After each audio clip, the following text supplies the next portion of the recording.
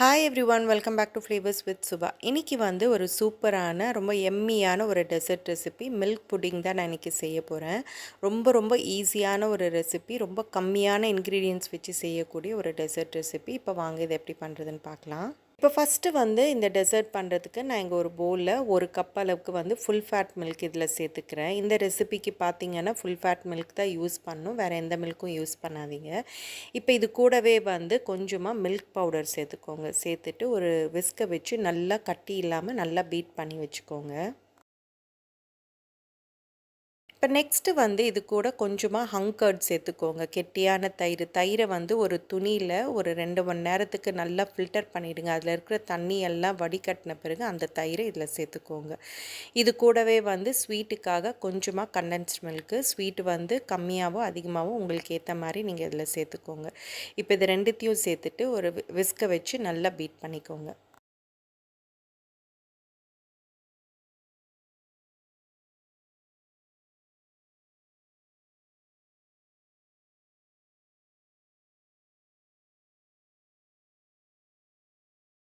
இப்போ நெக்ஸ்ட்டு வந்து நான் இங்கே கொஞ்சமாக குங்குமப்பூ பால் சேர்த்துக்கிறேன். இந்த பால் வந்து நான் ஆல்ரெடி ஒரு 2 டேபிள் ஸ்பூன் வெதுவெதுப்பான பாலில் கொஞ்சமாக குங்குமப்பூ சேர்த்து ஒரு 10-15 நிமிஷத்துக்கு அப்படியே வச்சுருந்தேன். இப்போ இது வந்து இது கூட சேர்த்துட்டு இது கூடவே வந்து கொஞ்சமாக ஜாதிக்காய் பவுடர் சேர்த்துக்கோங்க. ஜாதிக்காய் வந்து நல்லா துருவி கொஞ்சமாக சேர்த்துக்கோங்க, நிறைய சேர்க்காதீங்க. அது கூடவே வந்து ஏலக்காய் பவுடர் கொஞ்சம் சேர்த்துக்கோங்க. இப்போ இது எல்லாத்தையும் சேர்த்துட்டு விஸ்கை வச்சு நல்லா பீட் பண்ணிக்கோங்க.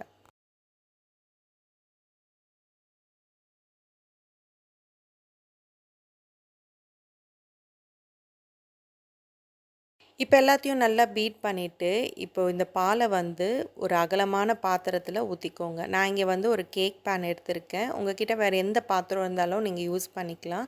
கொஞ்சம் அகலமாக இருக்கிற மாதிரி பார்த்து எடுத்துக்கோங்க. இப்போ இதில் வந்து இந்த பாலை எல்லாத்தையும் சேர்த்துட்டு மேலே வந்து ஒரு தட்டோ இல்லை அலுமினியம் ஃபாயிலோ வச்சு கவர் பண்ணிவிடுங்க. இந்த மாதிரி நல்லா கவர் பண்ணிவிட்டு இதை வந்து ஸ்டீம் பண்ணணும். ஸ்டீம் பண்ணுறதுக்கு நான் இங்கே ஒரு பாத்திரத்தில் தண்ணி ஊற்றி கீழே வந்து ஸ்டாண்டுக்காக ஒரு தட்டு வச்சுருக்கேன். இப்போ இதில் வந்து நம்ம இந்த பேனை வச்சிடலாம்.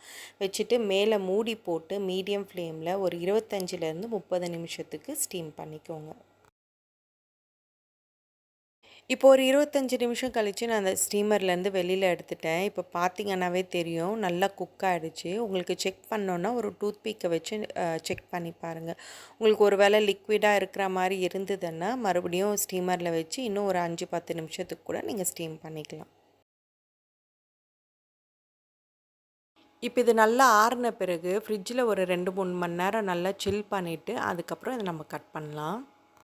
இப்போ ஃப்ரிட்ஜில் இருந்து ஒரு 2-3 மணி நேரம் கழித்து நான் இதை வெளியில் எடுக்கிறேன். இப்போ இது வந்து நல்லா சில்லுன்னு ஆகிடுச்சு. இப்போ இதை வந்து நம்ம கட் பண்ணலாம். கட் பண்ணுறதுக்கு முன்னாடி ஒரு நைஃபை வச்சு சைட்ஸில் வந்து லைட்டாக ரிலீஸ் பண்ணிக்கோங்க. ரிலீஸ் பண்ணிவிட்டு உங்களுக்கு எந்த சைஸில் வேணுமோ அந்த சைஸுக்கு ஏற்ற மாதிரி நீங்கள் கட் பண்ணிக்கோங்க.